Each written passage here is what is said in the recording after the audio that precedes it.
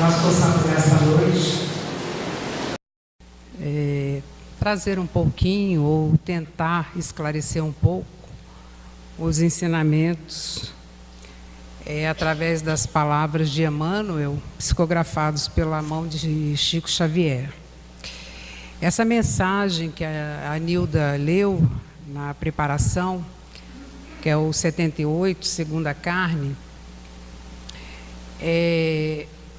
faz parte, é um dos versículos de uma das epístolas de Paulo.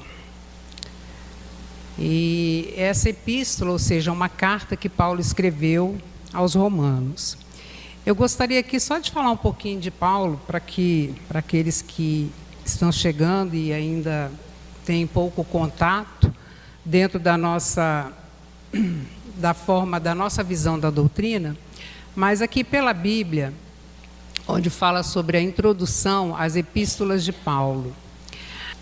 A parte mais importante, mais conspícua dos escritos apostólicos são as epístolas de São Paulo, inclusive pelo volume do texto, pois sozinhas elas constituem mais da metade desses escritos, mas, sobretudo, pela profundeza e vastidão da doutrina teológica e pela abundância de ensinamentos morais de que estão repletas. Então, aqui, nessa introdução, que é na Bíblia, né, que a gente fala sobre as epístolas de Paulo, está falando da importância das cartas que Paulo escreveu. Então, que elas traz um grande esclarecimento e ensinamento, né, ensinamento moral, né, vindo assim complementar os ensinamentos que Jesus nos trouxe. Ou seja, complementar não, mas afirmar os ensinamentos que Jesus nos trouxe. São escritos ocasionais, como costumam ser precisamente as cartas.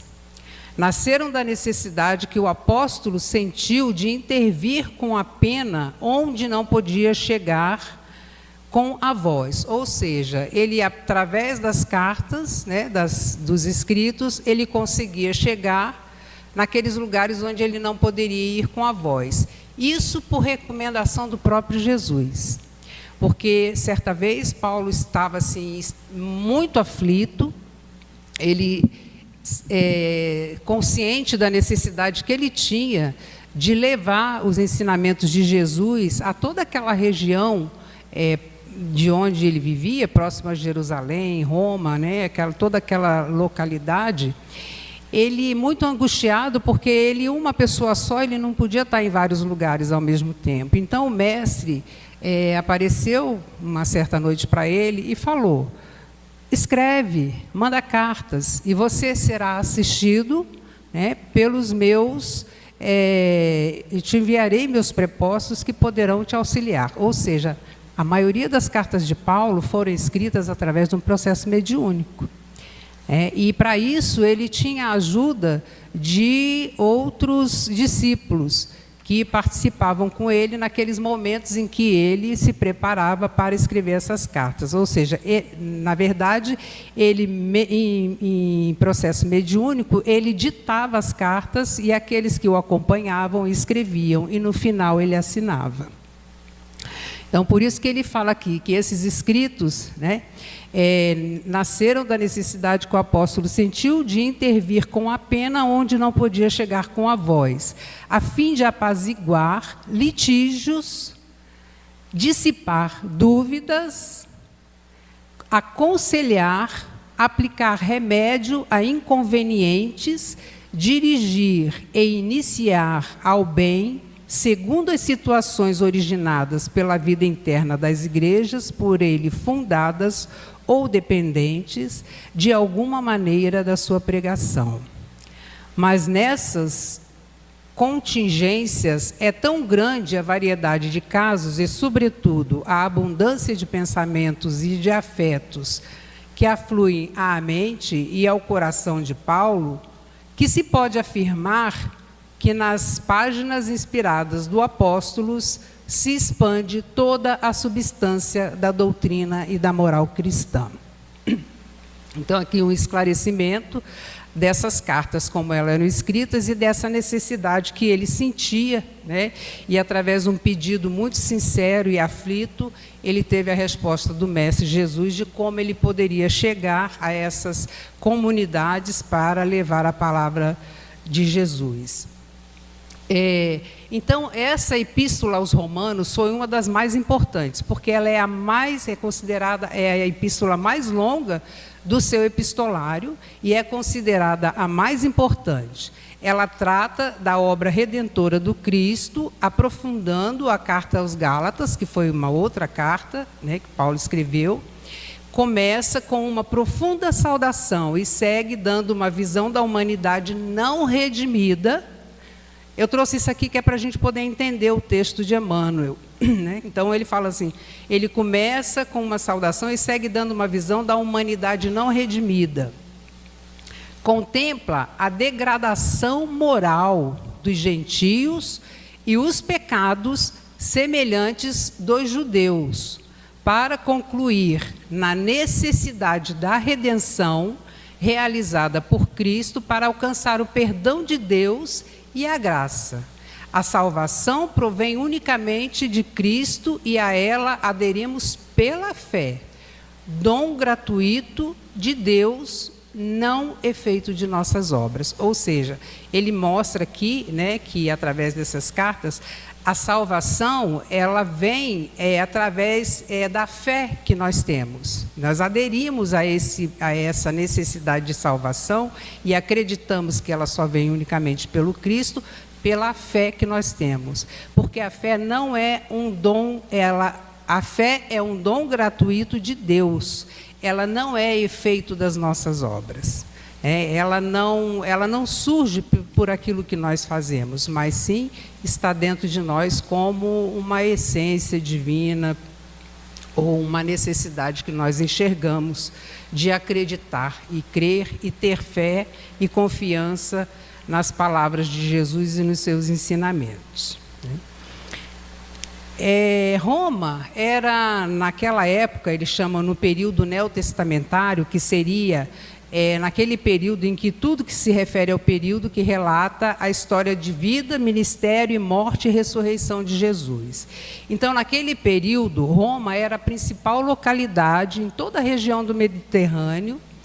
Todos os territórios sob domínio romano eram ligados obrigatoriamente por estradas que rumo à sua capital. Daí surgindo o provérbio, todos os caminhos levam a Roma.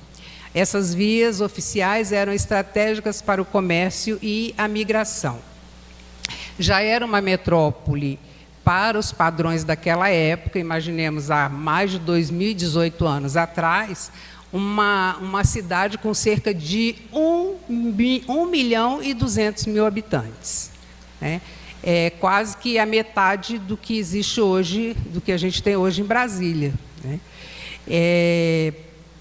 Então, eram habitantes de várias origens, o que tornava a cidade um grande caldeirão cultural. Favorecia muito o comércio e as artes. E devido às muitas influências, né, da variedade de pessoas de outras origens que estavam lá. Tal e qual uma grande cidade dos dias atuais, também tinha seus problemas. Metade da grande população era de escravos, né? Mas também haviam muitas pessoas livres, ou seja, não eram escravos, mas que viviam como indigentes, vários aderindo à mendicância, em contraste com muito luxo ostensivo dos dirigentes e da nobreza. Somente a ela, aliás, era permitida a instrução, ou seja, somente aqueles que eram, né, parte da nobreza ou dirigentes, os governantes da época, que tinham direito a se instruírem. Muita riqueza material, mas também muita devassidão, ou seja, onde existe o excesso, né, de dinheiro, né, de matéria, de coisas supérfluas, existe também a devassidão e altíssimo índice de crime. Então, essa era a situação de Roma na época de Jesus. Então, por isso que Paulo sentiu a necessidade de escrever aos romanos, mandar uma carta aos romanos, falando nessa carta a questão da vida em função da carne.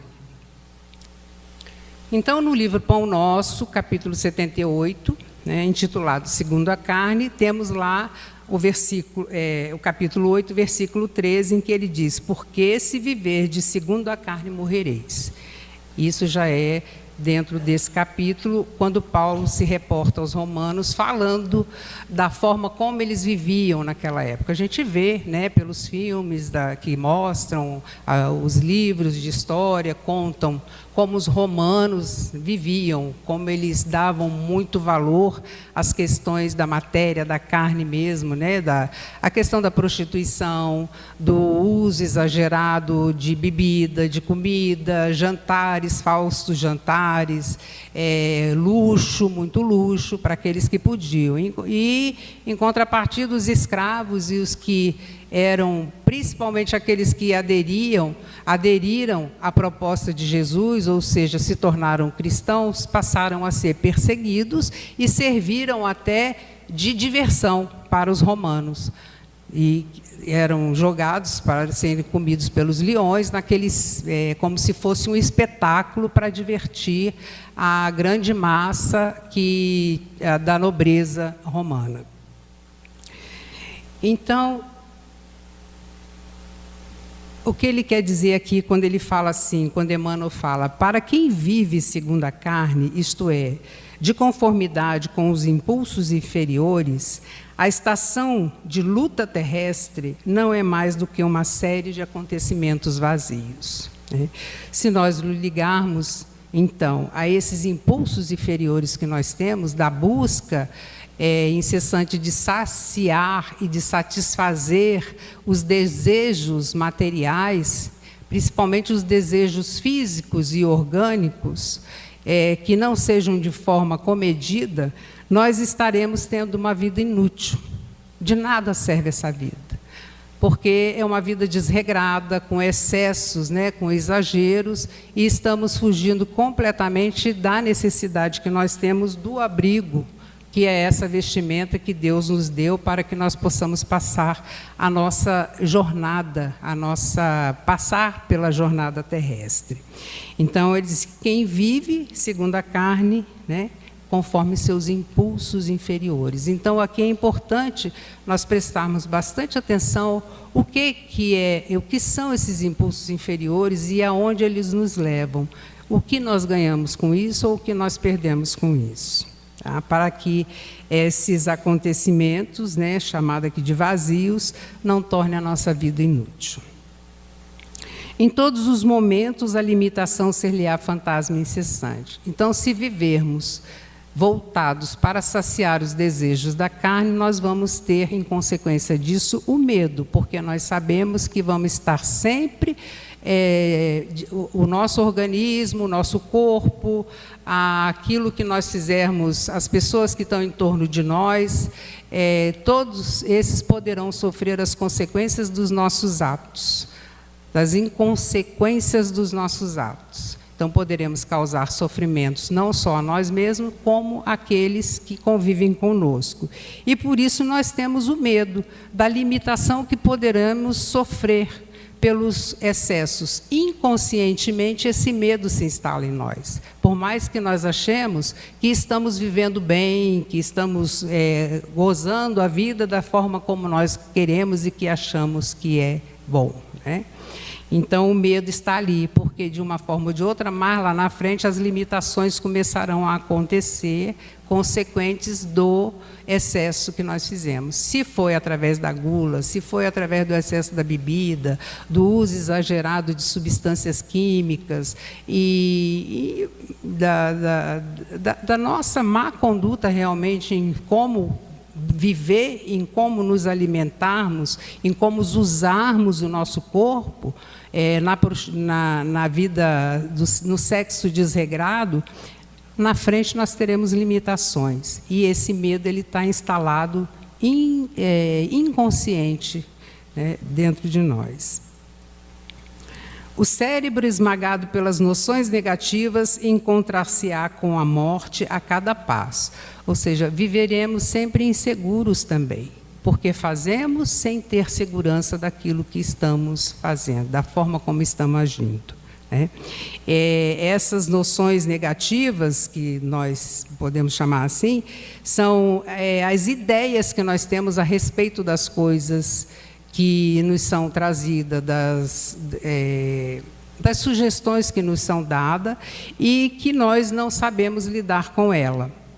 Então, muitas vezes temos insegurança, não sabemos reagir a uma crítica, nós não sabemos reagir a um processo, a uma doença, ou até um problema de aparência física, nós não sabemos reagir e isso nos traz insegurança, baixa autoestima, nos deixamos levar pelas palavras, pela maledicência, damos mais ouvido às críticas negativas do que às críticas positivas, e isso nos transforma em pessoas inseguras.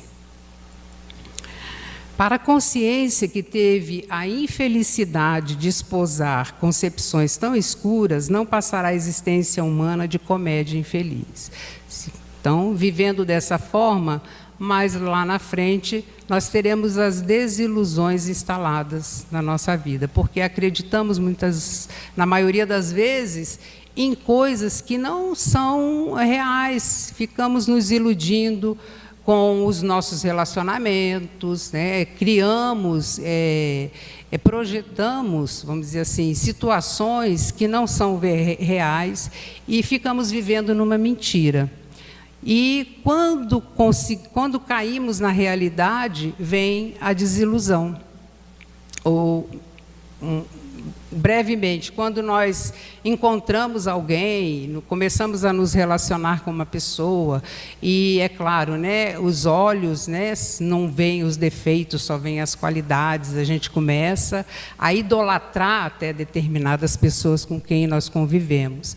E aí o que acontece? Quando a relação está mais firme, lá na frente, aí os defeitos começam a aparecer. E aí nós começamos a nos desiludir, porque nós projetamos no outro uma necessidade nossa. Nós queremos que o outro seja perfeito.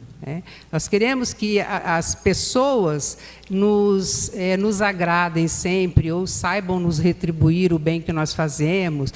E muitos de nós abrimos mão de nossas vidas para viver em função do outro, e quando não existe o reconhecimento, vem a desilusão.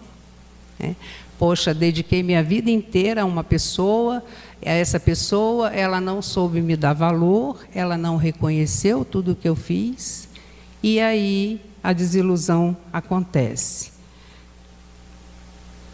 Nesse sofrimento, identifica uma casa adequada ao desespero. O que acontece?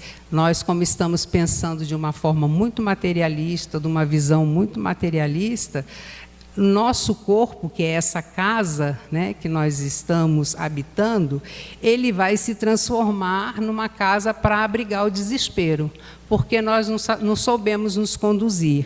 E aí, nesse desespero, terão as consequências que vêm através da tristeza exacerbada, da depressão e outros processos que vão nos levando a ter uma vida de muitas dificuldades. Dificuldades nas questões de entendimento da vida, da necessidade da vida espiritual que nós precisamos procurar, e não da vida material. Então, nós, vivendo de acordo com a carne, como Paulo coloca, nós vamos nos entregar futuramente ao desespero, e a depressão, nós sabemos o que é quando uma depressão se instala. Quem passa por esse processo sabe a dificuldade de conseguir sair desse processo. No trabalho destinado à purificação espiritual, sente o clima da revolta. Então, pessoa que está acostumada a viver só em função da matéria, quando ela se ela busca e aparece uma oportunidade dela conseguir se purificar espiritualmente, ou seja, conseguir voltar o seu olhar para as coisas mais do espírito do que da matéria, chega um momento em que ela acaba começando assim, como ela não tem disciplina, ela realmente não procura se dedicar a estudar, a entender, né? Porque não basta só nós chegarmos aqui e aceitar tudo que quem subir aqui falar. A doutrina espírita, por isso que é conhecida como a fé raciocinada, é chamada de fé raciocinada, porque a partir do momento que nós ouvimos a fala de qualquer palestrante, de qualquer orador, de qualquer pessoa, num curso de estudo sistematizado, num curso de educação mediúnica, nós temos que ir confirmar nos livros, sim, nas obras de Kardec, para que nós tenhamos certeza de que aquilo que está sendo dito é verdadeiro. Não aceitar de qualquer forma. Mas na nossa indisciplina, na nossa preguiça, nós preferimos ficar quietos e deixar que as coisas cheguem prontas para nós. Não colocamos a nossa disposição em ir buscar o conhecimento. E quando as coisas não acontecem da forma como a gente quer, nós nos revoltamos. Às vezes nós temos presenciado, principalmente agora, que temos uma situação muito nova acontecendo para nós como espírita, e para outros não espíritas, a questão não tem como a gente deixar de falar, já que a gente fala de cartas aqui, das cartas de Paulo, nós temos que falar das cartas consoladoras. Muitas pessoas vêm aqui, assistem a palestra, depois colocam seu nome no livro da psicografia e acham que no dia seguinte, na vez seguinte que elas chegarem aqui, a carta chegará. Então, elas não conseguem entender que o processo não é daqui para lá, não somos nós que colocamos as regras, não somos nós que estabelecemos e falamos e damos a ordem, né, para quem está do outro lado, ó, vem aqui que eu quero falar com você, como se nós estivéssemos falando com outro encarnado de igual para igual. Existem muitas dificuldades e vários outros fatores para que isso possa acontecer. E é interessante como tem pessoas que saem daqui revoltadas por isso. Graças a Deus não são muitas, são poucas. Mas algumas saem daqui, eu não venho mais, porque eu coloco meu nome toda semana e não vem carta nenhuma para mim. Mas por quê? Porque ela não entendeu que não é esse o processo. A necessidade dela estar aqui não é só para receber uma carta. Se ela conseguiu chegar até aqui, ela precisa aprender a ter a disciplina e o entendimento de que a necessidade dela também de estudar e de procurar saber se aquilo que está acontecendo não digo tirar a prova de quem está fazendo e trazendo as psicografias, não, mas é tirar a dúvida do que está acontecendo. Não pode contar com a bênção do amor, porquanto, em face da apreciação que lhe é própria, os laços afetivos são meros acidentes no mecanismo dos desejos eventuais. Quando nós somos imprudentes, não tomamos os cuidados devidos nos nossos relacionamentos, então criamos, às vezes, laços afetivos e que na frente nos trazem, já falamos, desilusões, decepções e outras consequências, até na formação de uma família que não estava programada. E aí, isso é o quê? Imprudência, né? Ninguém pode usar a sua vida, o seu corpo físico, abrir mão da sua liberdade, achando que esses laços que nós construímos são acidentes de percurso. Quando isso acontece, existe uma imprudência, né? E aí começam as provações. E aí nós criamos, sim, os laços afetivos que nas próximas reencarnações aí nós estaremos ligados a eles. Então, muitos relacionamentos acontecem na nossa vida atual que não precisariam acontecer, mas por imprudência, por falta de cuidado nosso. Criamos, às vezes, geramos, às vezes, um filho, um outro ser, sem que nós nos tenhamos a preocupação de saber que, ao ter um filho com uma pessoa que eu não tenho uma segurança afetiva, que eu não tenha um relacionamento afetivo sério, eu estou criando um grave problema. Eu estou criando, não digo, eu estou criando um grave problema para mim. E talvez para aquela criança e talvez para aquela outra pessoa, principalmente se ela já tiver um outro relacionamento. E às vezes, na nossa imprudência, nós não queremos saber se a pessoa já tem uma família, se não tem, e aí nós insistimos e depois nós ficamos jogando a culpa, né, de que é um acidente de percurso. A dor, benfeitora e conservadora do mundo, é-lhe intolerável. A disciplina constitui-lhe angustioso cárcere e o serviço aos semelhantes representa pesada humilhação. Ou seja, o orgulhoso, ele não aceita prestar o serviço, ele não aceita servir, ele só quer ser servido. Ele acha que ele está ali para ser servido. Então, se ele for servir alguém, ele acha que isso é humilhação. E não é assim. Nós temos que aprender, porque até para aprender a servir, nós temos que evoluir. Porque só sabe servir aquele que evolui. Jesus deu esse exemplo quando ele foi lavar os pés dos seus discípulos, né? E que, por quê? Porque ele era o maior, e por ser o maior, ele soube ajoelhar e lavar os pés daquele que não que era menos que ele, porque Jesus não considerava ninguém menos que ele, mas porque na sua superioridade moral, ele tinha condições de fazer isso. E nós, até para servirmos, nós precisamos evoluir. Porque aí sim, aí nós vamos servir com prazer, com amor, né?